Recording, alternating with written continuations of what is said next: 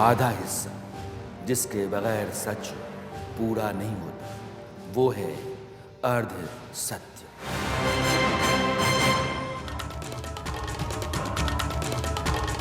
नमस्कार, मैं Rana Yashwant India news पर आपका स्वागत करता हूं और आप देख रहे हैं अर्ध सत्य। प्रधानमंत्री नरेंद्र मोदी ऑस्ट्रेलिया से लौट आए हैं, मगर उनका असर वहां बना हुआ है। जिस रोज प्रधानमंत्री सिडनी में भारतीय समुदाय के लोगों से मिल रहे थे, उसके अगले दिन पाकिस्तान का एक नागरिक अपने देश के लोगों और खासकर सरकार के लिए एक वीडियो बना रहा था। वह नौजवान सिडनी के हार्बर ब्रिज पर खड़ा था और उसने वहां जो महसूस किया उसको अपने मोबाइल में कैद कर लिया।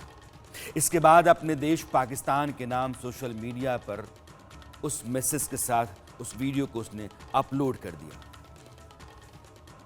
मेरे पीछे फ्लैग देख रहे हैं, ये इंडियन फ्लैग ऑस्ट्रेलिया के शहर सिडनी में उनकी जो सबसे मशहूर जगह है हार्बर ब्रिज, उसके ऊपर ये उन्होंने बनाया हुआ है।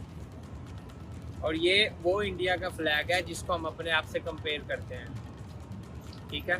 और अपनी सिचुएशन देख लें और इंडिया को देख लें कहाँ पे है। तो फॉर गॉड सेक अपने लिए नहीं, मुल्क के लिए सोचें। दोनों parties, I am talking about both of the parties, ठीक है। कल ऑस्ट्रेलिया के प्राइम मिनिस्टर ने, आपको पता है क्या कहा मोदी को? उसने कहा मोदी यू आर बॉस। अब आप सोच लें आपके लिए क्या लफ्ज़ इस्तेमाल होते हैं पूरी दुनिया में। ऑस्ट्रेलिया के पीएम अल्बनीज़ ने नरेंद्र मोदी को बॉस कहना दुनिया भर में चर्चा में रहा।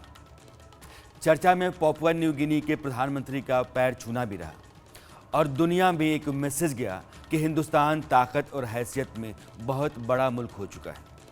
नरेंद्र मोदी एक नायक के तौर पर उभरे हैं और मज़ेदार बात यह है कि पाकिस्तान में उनके हालिया विदेश दौरे को लेकर खासी चर्चा है। पाकिस्तान के कई यूट्यूबर्स अपने अपने शहरों में जब निकले और मोदी के विदेश दौरे और आज के भारत की चर्चा छेड़ी, तो वहाँ के लोग क्या कह रहे थे, इसको सुनना आपको अच्छा लगेगा, इसलिए आप सुनिए पहले। दुनिया में क्या हो रहा है कि मोदी साहब का आसमानों पे नाम लिखा जा रहा है। किसी मुल्क के वज़ीर आज़म जो हैं वो मोदी साहब के पाँव छू रहे हैं। अमेरिकन जो सदर हैं वो मोदी साहब को प्रोटोकॉल दे रहे हैं और मोदी साहब को बॉस कहा जा रहा है। बिग बॉस जो होते हैं ना, उन्हें बॉस कहा जा रहा है। अब मैं सिर्फ आप लोगों से, पूरी अपनी ऑडियंस से, पूरे पाकिस्तान से आज ये पूछना चाहता हूँ कि ये गद्दार आपके सामने खड़ा हुआ है, इंडियन इंडियन एजेंट जो है ना, वो आपके सामने खड़ा हुआ है। मुझे सिर्फ ये बताइए कि अब जापानीज, पूरे जापानीज जो है वो भी गद्दार हो चुके हुए हैं। इंडियन एजेंट है ना, वो गद्दार हैं। इधर से जो उनके पाँव छू रहे हैं, कौन सी कंट्री है वो? पपुआ जी। अब पपुआ के वजीर आजम जो उनके प्राइम मिनिस्टर हैं, उन्होंने मोदी साहब के पाँव छुए। पपुआ पूरे का पूरा गद्दार है। पतवा पूरा जो है ना, वो इंडियन एजेंट है और वो इंडिया के लिए काम करे। जैसे आबिद अली इंडिया का एजेंट है, आबिद अली ने इंडिया के लिए क्या मतलब सच बोला, मोदी साहब के लिए सच बोला। और मौजूद है वहाँ जी सर, वो प्रोटोकॉल मैं आपको बताता हूँ। ऑस्ट्रेलिया में जब मोदी साहब का प्रोटोकॉल मिला ना, एक बहुत बड़ा हाल, और उधर बहुत बड़े बड़े लोग बैठे हुए हैं और उधर उन्हें ऐसा प्रोटोकॉल मिला कि आसमान पे मोदी लिखा हुआ है और मोदी साहब क्या कह रहे हैं कि वो है इंडिया। दुनिया के बहुत से कंट्री हैं डेवलपमेंट की तरफ जा रहे हैं। चाइना की बात करें, डेवलपमेंट पूरी दुनिया मानती है, और बहुत से ऐसे कंट्री हैं, रशिया की बात करें, जो डेवलपमेंट की तरफ जा रहे हैं या डेवलप्ड है। लेकिन जिस तरीके से इंडिया का या इंडिया के प्राइम मिनिस्टर का इमेज बेहतर हो रहा है, दुनिया तारीफ कर रही है, मुझे ये बताएं कौन सा इस टाइम प्राइम मिनिस्टर है या हेड ऑफ स्टेट है जिसकी इस तरीके से कभी किसी कंट्री की तरफ से तारीफ नजर आती है, कभी किसी के? मुझे बताएं। अभी यूएस के प्रेसिडेंट ने पता क्या स्टेटमेंट? नहीं, मुझे सिग्नेचर चाहिए। आप बहुत हाँ, ये मैंने सुना। ऑटोग्राफ मांग रहे हैं मोदी साहब को। क्या पॉपुलर है यार वो। अब देखें वो क्यों करते हैं, उनकी तारीफ क्यों करते हैं कि उन्होंने अपने इंडिया की तरक्की की है, आम सिविलियन का फायदा किया है, इंडिया को कहां से कहां वो लेके गए। ये बात सच है, इसे मान लेना चाहिए। अमीर आदमी का गरीब आदमी के साथ कंपेयर कैसे बनता है? अभी कुछ दिन पहले हम लोग ये बात करते थे इंडिया के साथ हमारा कंपेरिजन है। ओ भाई, आप गरीब हो, आप कर्जई हो, आप भिखारी हो, मतलब हम सब यार, हम भिखारी हैं। तो मुझे ये बताइए कि हमारा कंपेयर एक अमीर कंट्री के साथ जो दुनिया के 5वें नंबर पे वो आई हुई है, हमारा कंपैरिजन नहीं है। अब हमें देखिए स्टडी की ज़रूरत है, हमें उनसे सीखने की ज़रूरत है अब हमें उनसे सीखना चाहिए और उनकी पॉलिसीज को देखना चाहिए कि क्या पॉलिसीज थी, क्या मोदी जी ने किया, कैसे वो ऊपर चले गए। हमें वो देखना, अब दुश्मनियों से हमें बाहर निकलना है। मुझे ये बताइए कि वो इंडिया का कश्मीर है, उसके साथ आपका लेना देना क्या है? मुझे ये बताइए कि आप कैसे कहोगे तो G20 की मीटिंग नहीं होगी, ये नहीं होगी। देखिए मैं आपको किस बेस पे कह रहा हूँ सर, कश्मीर बनेगा पाकिस्तान। मैं किस बेस पे पाकिस्तान बना रहा हूँ, किस बेस पे इंडिया बना रहा हूँ, वो देख लीजिए। अभी रिसेंटली आप इंडियन कश्मीरियों को कहो, जो कभी कश्मीर में हम सुनते थे कि कश्मीर बनेगा पाकिस्तान नारे लगते थे, सब फेक है, सब झूठ है। 15-20 साल पहले अगर होता होगा तो होता होगा। अभी रिसेंटली 8 सालों में जो हुआ है, वीडियो में आबिद भाई मोदी साहब के लिए कोई ना कोई मैसेज के मैं मिलना चाहता हूँ, जब भी डालना चाहता हूँ। आज वो पूरी दुनिया का विजिट कर रहे हैं, कहीं आप किसी ऑस्ट्रेलिया में नहीं, जाके अभी मिलें जो या है ना, मैसेज नहीं, नहीं, उम्मीद अभी- छोड़ दी है। उम्मीद भी नहीं छोड़ी। आई लव यू मोदी साहब, हमेशा कहूंगा। लेकिन अब जो मोदी साहब की मैं ज्यादा करता था ना बातें, वो थोड़ी सी अब मैं कम, वो समझ रहे हैं मैं क्यों कर रहा हूँ, वो थोड़ी सी कम कर रहा हूँ। लेकिन वो दिल से मोहब्बत नहीं खत्म हो सकती, ना किसी का बाप मुझे डरा सकता है। दिल पे हाथ रख के बोलिएगा, 2014 से पहले क्या हिंदुस्तान के बारे में आप इस तरह की बातें पाकिस्तान में या दुनिया के दूसरे देशों में सुना करते थे क्या? वैसे आबिद अली अभी जो बोल रहे थे पाकिस्तान के नागरिक कि मैं इन दिनों मोदी जी की तारीफ थोड़ा कम कर रहा हूं, दरअसल वे इशारा कर रहे थे कि आजकल पाकिस्तान में फौज ने लगाम कस रखी है, इसलिए जोखिम है। आबिद पाकिस्तान में हिंदुस्तान और नरेंद्र मोदी के बड़े प्रशंसकों में से हैं। वे कहते हैं कि मैं अपने मुल्क को हिंदुस्तान की तरह देखना चाहता हूं, इसलिए मैं बार बार नरेंद्र मोदी का जिक्र करता हूं। वे अपनी जगह पर सही हैं और इसकी वजहें भी हैं। वजह मैं आपके सामने अब लेकर के आता हूं। जब नरेंद्र मोदी सत्ता में 2014 में आए तो भारत में प्रति व्यक्ति आय 8,600 बल्कि 86,647 रुपये थी सालाना। वो आज की तारीख में है 1,72,000, यानी कि दोगुना हो गई। 2014 में भारत की जीडीपी 2,04,000 करोड़ अमेरिकी डॉलर थी और आज कितनी है? 3,46,000 करोड़ अमेरिकी डॉलर। 2014 में दुनिया की जीडीपी में भारत की हिस्सेदारी थी 2.6% और आज वह बढ़कर 3.5 यानी कि 3.5% पर आ चुकी है। 9 साल पहले देश में लगभग 100 स्टार्टअप्स थे। आज यह संख्या बढ़कर जानते हैं कितनी हो गई है? 1 लाख। आंकड़ा आप देखते चलिएगा। 2014 में भारत दुनिया की 10वीं सबसे बड़ी अर्थव्यवस्था था और 10वीं से आज वो 5वीं सबसे ताकतवर इकोनॉमी का देश बन चुका है। 2014 में भारत में डिजिटल ट्रांजैक्शन लोग जानते भी नहीं थे, था ही नहीं। आज हिंदुस्तान चीन और अमेरिका को पीछे छोड़ते हुए डिजिटल लेन देन में नंबर 1 हो चुका है दुनिया में। भारत अब डिजिटल पेमेंट ट्रांजैक्शन के मामले में 61,000 मिलियन के लेवल को भी पार कर चुका है। चीन का डिजिटल ट्रांजैक्शन जानते हैं कितना है? 22,000 मिलियन और अमेरिका का 4,761 मिलियन। तीसरे नंबर पर अमेरिका, दूसरे नंबर पर चीन और हिंदुस्तान नंबर 1। विरोध करने के लोगों के पास अपने कारण हो सकते हैं, मैं नहीं कहता हूं कि नहीं होना चाहिए, मगर जब आपने समूचे देश की तरक्की और दुनिया में हिंदुस्तान की हैसियत को समझने चलते हैं तो आप यह मानेंगे कि नरेंद्र मोदी ने देश को तरक्की की राह पर तेजी से बढ़ाया है। इस बात को हिंदुस्तान के लोगों से ज़्यादा पाकिस्तानी समझ रहे हैं, इसलिए मैं फिर से आपको पाकिस्तान लेकर चलना चाहता हूँ। जब आपकी प्रोग्रेस दुनिया को नज़र आ रही हो, जब आप यूके को पीछे छोड़ रहे हो, 3.4 ट्रिलियन डॉलर की आपकी जीडीपी हो, आपकी इकोनॉमी हो, ठीक है, ऑफ कोर्स दुनिया आपको मानेगी। हम लोग यहाँ खुद मनवाया है ना, हम यहाँ बैठ के सिर्फ इस चीज़ का मजाक उड़ाते हैं कि ISRO के 4 मिशन नाकाम हुए, पर एट द एंड उन्होंने एक जाके कामयाब कर भी लिया। कोशिश करते रहते हैं, अभी और भी कोशिश करते रहते हैं। अच्छा, हमारे लिहाज से मोदी साहब जैसे भी हों, इस तरह भी हों, जो भी हल्का बात हम उन्हें दें, लेकिन अपने लोगों के लिए वो हीरो हैं। क्यों हीरो है? जिस बंदे ने अपनी आवाम को गुर्बत की लकीर से उठाने का जिम्मा ले लिया, बेशक उधर कुछ खानदानों ने ग्रोथ की है, ओवरऑल इंडिया ने ग्रोथ की है, end of the day India ने ग्रोथ की, ठीक है, यही तो पॉइंट था।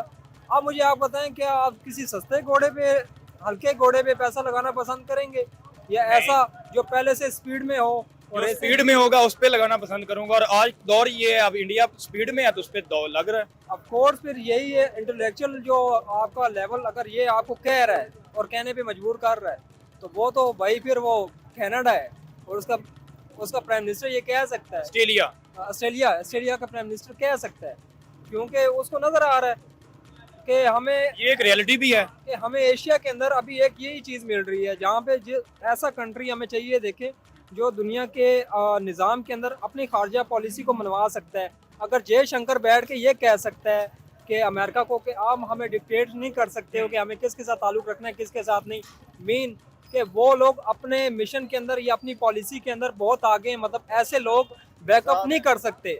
अगर ऑस्ट्रेलिया उनको कहता है हमने आपके साथ ये काम करना है, बीच में तीसरा कंट्री अगर शामिल होता है उनको कहता है आपने ये नहीं करना, तो उनको नजर आ रहा है वो उनको आंखें दिखा देंगे। हमारी तरह नहीं होगा, हमारी तरह नहीं होगा कि ईरान से 50 अरब भी खा जाएंगे, गैस पाइपलाइन पिछले 15 साल से पड़ी होगी अपनी जगह पे, उल्टा हम उनसे लेके भी खा जाएंगे। बेटर परफॉर्म कौन कर रहा है दोनों में से अपनी अपनी आवाम के लिए? मोदी कर रहा है, नरेंद्र मोदी कर रहा है। नरेंद्र मोदी। अच्छा, आज की वीडियो का टॉपिक भी नरेंद्र मोदी पे यह है कि नरेंद्र मोदी पहले जापान जाते हैं, फिर एक और कंट्री में जाते हैं, वहाँ पे उनके पाँव को छुआ जाता है, और पूरे नेट पे वो वीडियो जो है वो बड़ी वायरल है। फिर वो तीसरे कंट्री जाते हैं ऑस्ट्रेलिया में, वहाँ पे जो ऑस्ट्रेलिया के प्राइम मिनिस्टर हैं वो सारे मजमे के सामने कहते हैं कि मोदी इज़ द बॉस।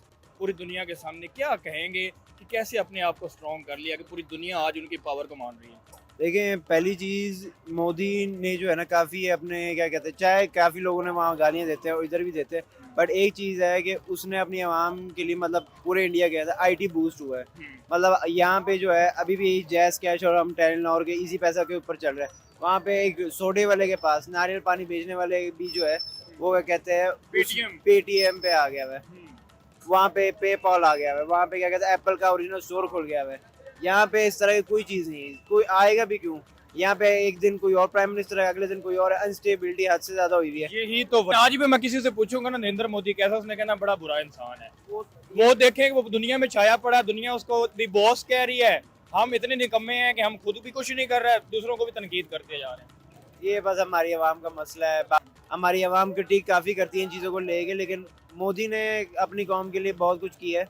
उसको हमें क्या कहते हैं, हम जो है ना चाहे जितना मर्जी उसे कह ले पाते, उसने जो करना था उसने अपने कौम के लिए कर लिया। सर, दुनिया को पता है कि इंडिया एक बहुत बड़ी मार्केट है, उनकी प्रोडक्ट्स इधर सेल होती हैं, जो भी वो चीज़ इधर बेचना चाह रहे हैं, इंडिया बहुत बड़ा है, एक बहुत इकॉनमी का हिस्सा है, और इंडिया अपने लोगों के लिए काम कर रहा है। वो खुद को मनवा रहा है, क्रिकेट में भी मनवा रहा है और दूसरे शोबों में भी मनवा रहा है। पाकिस्तान की तरह नहीं है। पाकिस्तान में देखें जैसे रजीम चेंज कर देते हैं, हर 3 साल बाद कोई ना कोई प्राइम मिनिस्टर को चेंज कर देते हैं, डेमोक्रेसी को चलने नहीं देते। पाकिस्तान के लोग, इनको पता है कि हिंदुस्तान की इकॉनमी 3.8 ट्रिलियन की है। इनको इस बात का भी मलाल है कि हमारे यहाँ डिजिटल ट्रांजैक्शन नहीं है। जानते हैं आज भारत में UPI से हर एक सेकेंड में लगभग 2,500 ट्रांजैक्शन होते हैं। एक सेकेंड में 2,500 ट्रांजैक्शन होते हैं। सरकार ने साल 2016 में जब UPI को लॉन्च किया था और धीरे धीरे ये सर्विस आज पेमेंट के सबसे बड़े प्लेटफॉर्म के तौर पर खड़ी हो गई है। अब दुकान पर चाय की पेमेंट हो या सब्जी खरीदना हो या आपको कैब वाले को देना हो या फिर शॉपिंग करनी हो, रोज़ाना की ज़िंदगी में UPI ऐप पेमेंट का ज़रिया बन गया है। ज़िंदगी बहुत आसान हो गई। मैं भी अपने साथ पर्स लेकर के नहीं चलता हूँ, मोबाइल ही बहुत है किसी भी लेन देन के लिए। कहीं पैसा देना हो आप UPI का इस्तेमाल कर लीजिए। भारत में फाइनेंशियल इंक्लूजन को नई ऊंचाई पर पहुंचा दिया है। आज दुनिया के 40% 40% रियल टाइम डिजिटल पेमेंट्स अकेले भारत में होते हैं। साथियों, भारत का ये डिजिटल रिवॉल्यूशन सिर्फ फिनटेक तक सीमित नहीं है। भारत आधुनिक व्यवस्थाएं बना रहा है, लोगों की ईज ऑफ लिविंग बढ़ा रहा है। इसका एक उदाहरण भारत का डिजी लॉकर है। सिडनी में प्रधानमंत्री जब भारतीय समुदाय के लोगों के बीच हिंदुस्तान के बारे में बता रहे थे तो उन्होंने डिजिटल पेमेंट का जिक्र किया और हिंदुस्तान आज की तारीख में दुनिया में टोटल डिजिटल ट्रांजैक्शन का 40% अकेले करता है, यह बात बता रहे थे। लेकिन नरेंद्र मोदी ने जब इसकी शुरुआत की थी तो आपको भी पता है कि क्या क्या कहा गया और कैसा कैसा विरोध हुआ। हम जिस देश में रहते हैं वहाँ सरकार कैसी हो इसको लेकर के भी हमारा नज़रिया साफ होना चाहिए। बतौर नागरिक हम तभी अपना फ़र्ज़ निभा सकते हैं। लोकतंत्र में असहमतियाँ हैं, होनी चाहिए, विरोध हैं, होंगे, लेकिन देश के आम आदमी के लिए बेहतर विकल्प क्या है, अगर इसकी समझ हम नहीं रखेंगे तो बरगलाने भटकाने का हम शिकार होंगे और उससे नुकसान देश का होगा। बेहतरी के लिए भी कोई और आधार नहीं है, आंकड़े हैं और असलियत है। वरना पाकिस्तान के लोग अपने देश को कोस रहे हैं, कारण सिर्फ यही है कि उनके यहाँ नेतृत्व लायक नहीं रहा और देश कभी स्थिर नहीं हो पाया। आपको यहाँ एक बात बताना ज़रूरी है। हम सबको पता है कि भारत और पाकिस्तान एक साथ 1947 में आज़ाद हुए। भारत के लोगों ने स्थिर सरकारें चुनी और पाकिस्तान में पहले प्रधानमंत्री को ही गोली मार दी गई और एक और प्रधानमंत्री फांसी पर चढ़ा दिया गया। इस दौरान 3 तानाशाह आए। मैं बात 1947 से लेकर के 1977 के बीच की कर रहा हूँ और इस दौरान भारत एक स्थिर व्यवस्था के तहत चल रहा था, धीरे ही सही। 1960 में पाकिस्तान की जो पर कैपिटा जीडीपी थी, यानी कि टोटल जीडीपी को अगर आप आबादी से बांटते हैं तो एक आदमी के ऊपर जो रकम बनती है $83.33 थी और भारत की $82.2, यानी कि हम पाकिस्तान से पीछे थे पर कैपिटा जीडीपी में 1960 में। 1990 तक भी भारत और पाकिस्तान की जीडीपी लगभग बराबर थी, $370 प्रति व्यक्ति। यही नहीं, कई सोशो इकोनॉमिक जो इंडिकेटर्स होते हैं उस लिहाज से भी पाकिस्तान हिंदुस्तान से बेहतर हालत में था। 2007 के बाद भारत की जो पर कैपिटा जीडीपी है पाकिस्तान से थोड़ी आगे निकली, लेकिन नरेंद्र मोदी के आने के बाद पिछले 9 साल में उसने बहुत तेज़ रफ्तार पकड़ी। पाकिस्तान का फॉरेक्स रिजर्व आज की तारीख में $3.1 अरब रह गया है। एक महीने का खर्चा भी वो नहीं उठा सकता है और 10 साल में वह सबसे ख़राब हालत में है, जबकि हिंदुस्तान का फॉरेक्स रिजर्व 576.761 यानी कि $577 अरब पहुंच गया है। कहाँ 3 और कहाँ 577 अरब। फ़र्क समझिए आप। आज पाकिस्तान की टोटल जीडीपी $376 बिलियन है और Hindustan 3.82 trillion, trillion 10 billion 1 trillion, यानी कि हिंदुस्तान की इकॉनमी पाकिस्तान की इकॉनमी से आज की तारीख में 10 गुना मजबूत है, जो 1990 में बराबर थी। जीडीपी का मतलब होता है कि देश में एक साल के भीतर जितना भी प्रोडक्शन होता है या प्रोडक्ट्स बनते हैं या सर्विसेज दी जाती हैं, उनका जो टोटल वैल्यू होता है उसको हम जीडीपी कहते हैं। उसी टोटल वैल्यू को अगर आप देश की आबादी से बांट देते हैं तो आप पर कैपिटा जीडीपी आ जाता है। यही है भारत और पाकिस्तान के बीच का अंतर। तो ये दोनों देशों के बीच की स्थितियां हैं जो मैंने आपको बताई। अगर सरकारें स्थिर होती हैं और नेतृत्व जो होता है वो काबिल होता है तो फर्क पड़ता है। और पाकिस्तान के लोगों को भी पता है कि भारत के लोगों की तरह सजग नागरिक नहीं रहे और वहाँ नरेंद्र मोदी जैसा प्रधानमंत्री सही समय पर नहीं मिला। यह बात उनको खलती है, इसलिए फिर से आप पाकिस्तान के लोगों को सुनिए कि क्या वजह है कि नरेंद्र मोदी की पॉपुलैरिटी में दिन ब दिन इजाफा क्यों होता जा रहा है। अभी पपुआ न्यू एक कंट्री है, उसके प्राइम मिनिस्टर ने नरेंद्र मोदी का अपने मुल्क में इस्तकबाल किया, उनके पैर छूकर, बाकायदा तौर पर झुककर। ऐसा हमने आज तक तारीख में नहीं देखा कि एक प्राइम मिनिस्टर ने दूसरे मुल्क के प्राइम मिनिस्टर का इस तरह से इस्तकबाल किया हो। फिर उसके बाद हम बात करें तो ऑस्ट्रेलिया के प्राइम मिनिस्टर कह रहे हैं कि नरेंद्र मोदी जो हैं वो बॉस हैं, और इसके साथ साथ जो बाइडन ने नरेंद्र मोदी से ही पूछ डाला कि ऐसी क्या वजह है कि आप इतने ज़्यादा फेमस हैं। तो ये सवाल मैं आपसे करना चाहती हूँ कि क्या वजह है नरेंद्र मोदी दिन ब दिन तमाम कंट्रीज़ के जो पीएम हैं उनके दिलों में घर करते जा रहे हैं। देखें, बात यह है कि जब नरेंद्र मोदी आज से 7-8 साल पहले प्राइम मिनिस्टर बने थे तो पाकिस्तान क्या दुनिया में भी किसी शख्स ने ये बात एक्सेप्ट नहीं की थी कि एक विजनरी है, एक विजनरी इंसान होगा, क्योंकि हम लोग उसके ना स्टेटस से, सोशल स्टेटस से उनको जज कर रहे थे कि ये चाय वाला किस तरह इधर ऊपर तक जाएगा और ये किस तरह गवर्न करेगा। लेकिन गुजरते वक्त के साथ साथ ना जिन लोगों को हम लोगों ने अंडर एस्टिमेट किया, उन्होंने ही अपने मुल्क को इतना ऊपर लेके गए कि आप समझ ही नहीं पा रहे। अब दुनिया के अंदर आईटी सेक्टर का एक हब है इंडिया, और यहाँ पे 3 आईटी हब्स बना दिए उसने।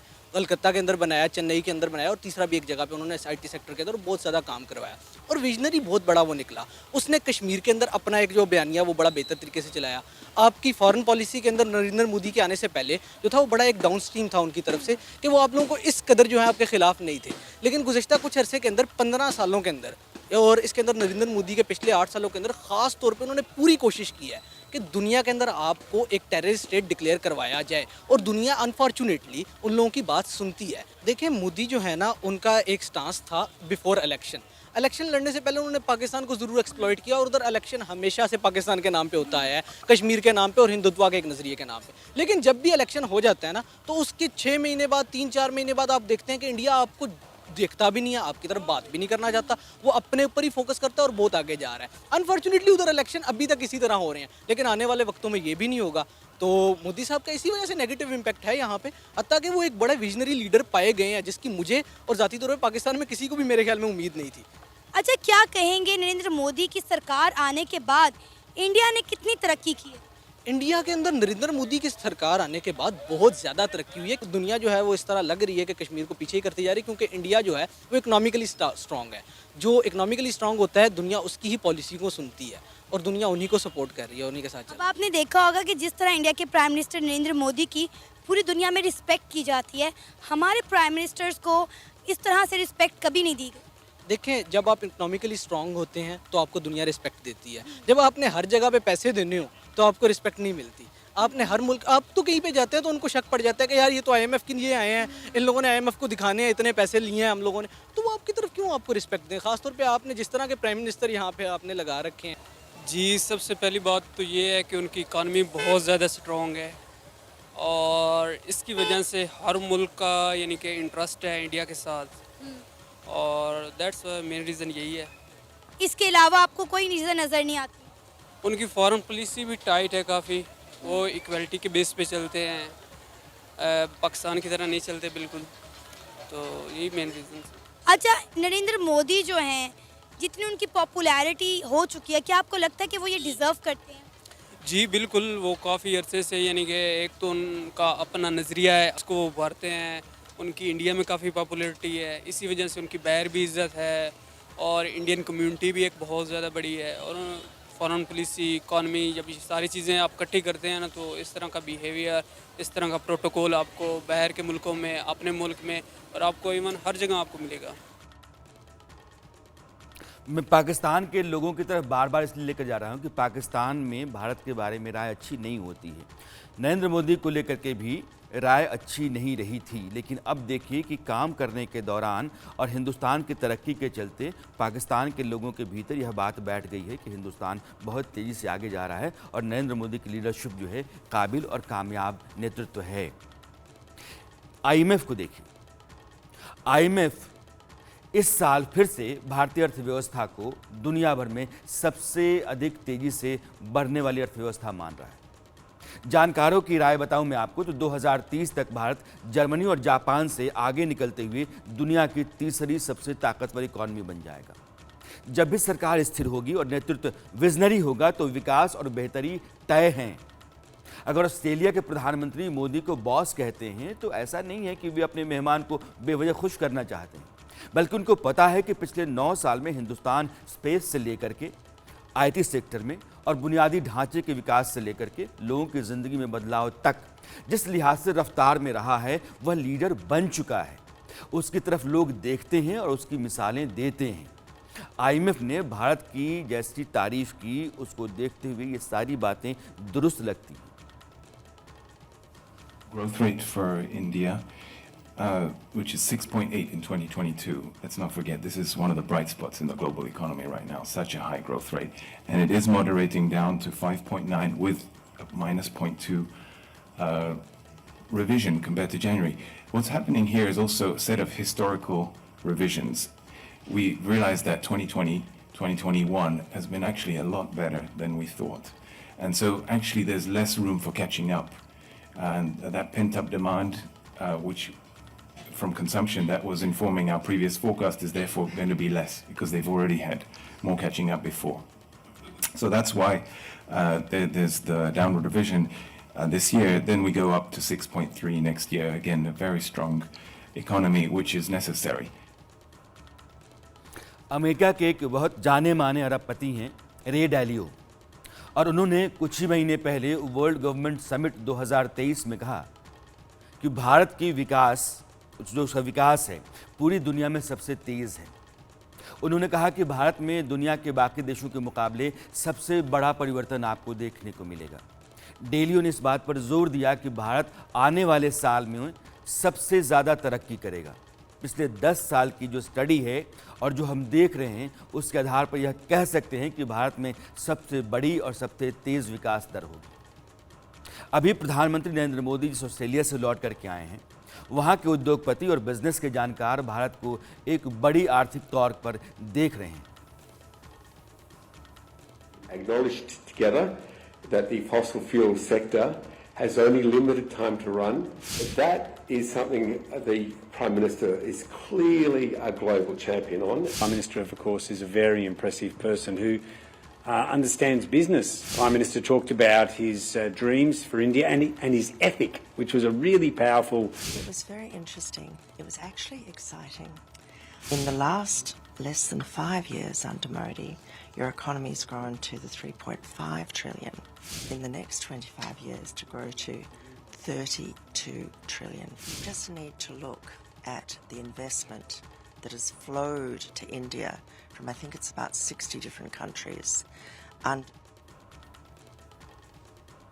आपकी अर्थव्यवस्था मजबूत है, दुनिया आपकी तरफ देखती है, इन्वेस्टमेंट के लिए सही जगह है और आने वाले समय में दुनिया की 3 बड़ी ताकतवर अर्थव्यवस्थाओं में से हिंदुस्तान की अर्थव्यवस्था हो जाएगी। ये लोग कह रहे थे। ये जो दुनिया के जानकार और समझदार लोग अपनी बात भारत के बारे में कह रहे हैं, उसका कारण मैं फिर कहूँगा स्थिरता और सरकार की देश की बेहतरी विकास को लेकर गंभीरता। नीतियों को बार बार तराशना और उनको ज़मीन पर उतारने के लिए समयबद्ध तरीके से काम करना। आज पाकिस्तान को देखिए, जो सरकार है वह लोगों से कट चुकी है, सेना सरकार पर हावी है और इमरान खान के खिलाफ आर्मी कोर्ट में आर्मी एक्ट के तहत मुकदमा चलाने की तैयारी है।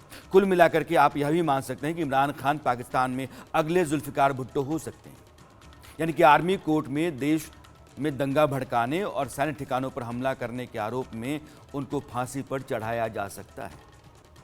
अब पाकिस्तान के लोगों को ज़्यादा महसूस इसलिए हो रहा है कि देश गलत रास्ते पर है, क्योंकि वो भटकाव का शिकार हो गए हैं और हिंदुस्तान कहीं आगे आकर के खड़ा हो गया है। इसलिए मोदी की अगुवाई में तरक्की के नए नए रिकॉर्ड बनते जा रहे हैं और पाकिस्तान में इसकी चर्चा है। प्रधानमंत्री की जापान से लेकर ऑस्ट्रेलिया तक की जो हाल की यात्रा थी, उससे बहुत कुछ साफ हुआ है। जापान में जिस तरीके से अमेरिका के राष्ट्रपति जो बाइडेन प्रधानमंत्री नरेंद्र मोदी से मिलने आए, या फिर G7 की बैठक में उनसे कहा कि आप मेरे देश में काफ़ी लोकप्रिय हैं, मुझे तो आपका ऑटोग्राफ लेना चाहिए, या फिर पापुआ न्यू गिनी के प्रधानमंत्री ने जिस तरीके से मोदी के पैर छुए, या ऑस्ट्रेलिया के प्रधानमंत्री ने मोदी को जिस अंदाज में बॉस कहा, यह सब मोदी के ग्लोबल लीडर के तौर पर स्थापित होने की गवाहियां हैं। वैसे जब पीएम दिल्ली एयरपोर्ट पर पहुंचे और विदेश मंत्री ने इस यात्रा के बारे में जो कुछ भी लोगों को बताया, वह भी बहुत दिलचस्प है। आप सुनिए। दुनिया जो है हमारे प्रधानमंत्री को आज कैसे देखती है। जब वो पापुआ न्यू गिनी में अपने हवाई जहाज से उतरे और जिस आदर सम्मान से पापुआ न्यू गिनी के प्रधानमंत्री जेम्स मराबे ने उनका स्वागत किया, ये चित्र तो आप सब ने देखा था।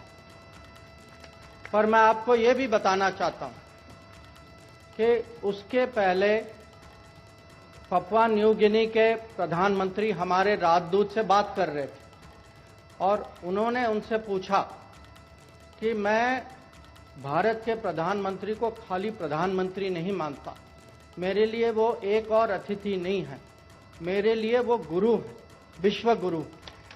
और जो आदर सम्मान जो था वो न केवल उनकी सोच थी, वो पूरे पैसिफिक की सोच थी, पूरे दुनिया की सोच थी। तो आप ही देखिए, मैं ये कह सकता हूँ पिछले 45 साल में मैं विदेश नीति कर रहा हूँ, आज तक मैंने ऐसा दृश्य कभी नहीं देखा। प्रधानमंत्री नरेंद्र मोदी की सरकार देश में 9 साल पूरे करने जा रही है। नई संसद का उद्घाटन होने जा रहा है। हिंदुस्तान तरक्की और बेहतरी के नए नए रिकॉर्ड दर्ज कर रहा है। कारण सिर्फ यही है कि देश ने एक स्थिर सरकार चुनी और इसी सरकार में एक काबिल, योग्य, समझदार और विजनरी प्रधानमंत्री मिला। किसी भी तरक्की पर भागने वाले देश के लिए ये दोनों बातें बहुत ज़रूरी हैं। अरसत में आज इतना ही। मेरी मुलाकात आपसे फिर सोमवार को होगी। तब तक के लिए दीजिए विदा। नमस्कार। आधा हिस्सा जिसके बगैर सच पूरा नहीं होता वो है अर्ध सत्य।